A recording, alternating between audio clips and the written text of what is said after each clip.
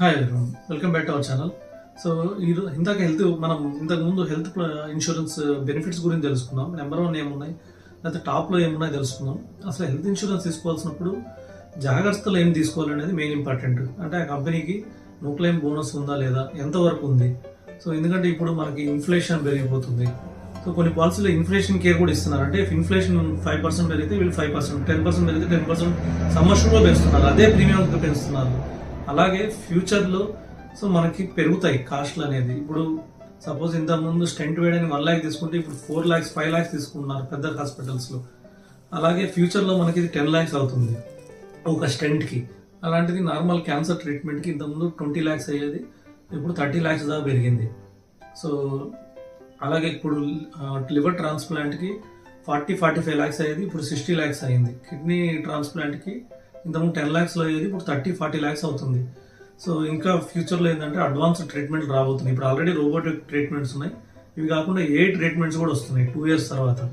So అప్పుడు ఉన్న పరిస్థితులకి ఏ ట్రీట్మెంట్ వచ్చిందంటే అది డెఫినెట్ కాస్ట్ ఉంటుంది. ఎందుకంటే సో ఇంతకుముందు ల్యాప్రోస్కోపీస్ సర్జరీస్ ఉన్నాయి, వాటికి చాలా తక్కువ అయ్యేది. కానీ ఇప్పుడు రోబోటిక్ సర్జరీస్ వచ్చేసి కాస్ట్ పెరిగింది. కానీ ఇంతకుముందు 1 day surgery, so 1 day 2 days పట్టేది హాస్పిటల్లో ఇప్పుడు 2 hours పంపించేస్తున్నారు రోబోటిక్ సర్జరీ అయితే డిశ్చార్జ్ చేసేసి. సో ఇలా అడ్వాన్స్డ్ ట్రీట్మెంట్ వచ్చే కొద్దీ మనకి ఈజీ అవుతుంది, కానీ కాస్ట్ పెరుగుతుంది. ఆ కాస్ట్కి తగ్గట్టు మన పాలసీ కవరేజ్ కూడా సరిపోతుందా లేదా. ఇంతకుముందు ఉన్నట్టు 5 lakhs తీసుకుంటే రేపు ఫ్యూచర్లో సరిపోతుందంటే కంపల్సరీ సరిపోతుంది. 1 time హాస్పిటలైజేషన్కే 5 lakhs దాటుతుంది ఇప్పుడు. అలాంటిది 5 times ఒకే ఇయర్ హాస్పిటలైజ్డ్ అయితే 25 lakhs కావాలి. లేదంటే ఒక పెద్ద సర్జరీ అయితే 50 lakhs కావాలి, 1 crore కావాలి. సో అందుకని మనం తీసుకునే ప్లాన్కి నో క్లెయిమ్ బోనస్ 1 crore వరకు పెరుగుతా వెళ్ళిపోతుందా లేదా, లేదంటే ఒక టాప్అప్ తీసుకోవడము, లేకపోతే ఉన్న ప్లాన్ని ఈ అడ్వాన్స్డ్ ప్లాన్లో పోర్ట్ చేసుకోవడం. కానీ ఇలాంటి ఇంకోటి ఏంటంటే ఏమైనా పెద్ద ప్రాబ్లమ్స్ వస్తే మనం పోర్ట్ చేసుకోవాలని వాళ్ళు అవకాశం ఇవ్వరు.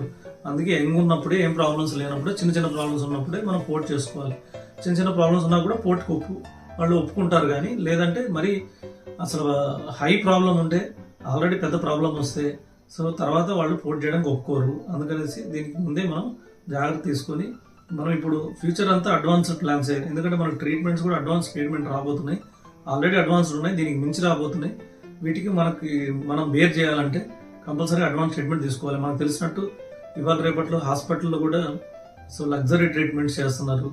సో ఆ లగ్జరీ ట్రీట్మెంట్స్ తగ్గట్టే లగ్జరీ పాలసీస్ కూడా మన దగ్గర ఉండాలి. లేకపోతే మనకున్న హెల్త్ ఇన్సూరెన్స్ పాలసీ 5 లక్షలు 5 రోజులు కూడా రాదు. తర్వాత మిగతా రోజులకి మన జేబులో నుంచి పే చేయాల్సి వస్తుంది. అసలు హెల్త్ ఇన్సూరెన్స్ పాలసీ లేకపోతే మొత్తం మనం పే చేయాలి. హెల్త్ ఇన్సూరెన్స్ పాలసీ ఉన్నా కూడా జేబులోంచి పడే అవకాశం ఉంది. అసలు మనం ఎందుకు పే చేయాలి, మనకే ఒక హెల్త్ పాలసీ ఉందనుకోండి, వాళ్ళే పే చేస్తారు కాబట్టి మనం తీసుకోవాల్సిన ఇబ్బందులు లేవు. సో అందుకని చెప్పేసి ఒక హెల్త్ పాలసీ తీసుకోండి. ఇప్పుడు కొద్ది ప్రీమియం ఎక్కువైనా ఫ్యూచర్లో గవర్నమెంట్ ఏదో కొద్ది GST రివైజ్ చేస్తానంటుంది 18 to 5%.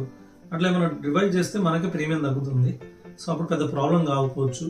కనీసం కొన్ని అడ్వాన్స్డ్ ప్లాన్ 10 lakhs తీసుకున్నా బోనస్తో పాటు 10 yearsలో 1 crore అవుతాయి. సో అందుకని మనం అలాంటి ప్లాన్స్లో ఉండడం మంచిది. సో ఈ విధంగా మీరు ప్లాన్ చేయండి. ఇంకా ఎక్కువ డీటెయిల్స్ కోసం నా ఛానల్ సబ్స్క్రైబ్ చేసుకోండి. Thank you.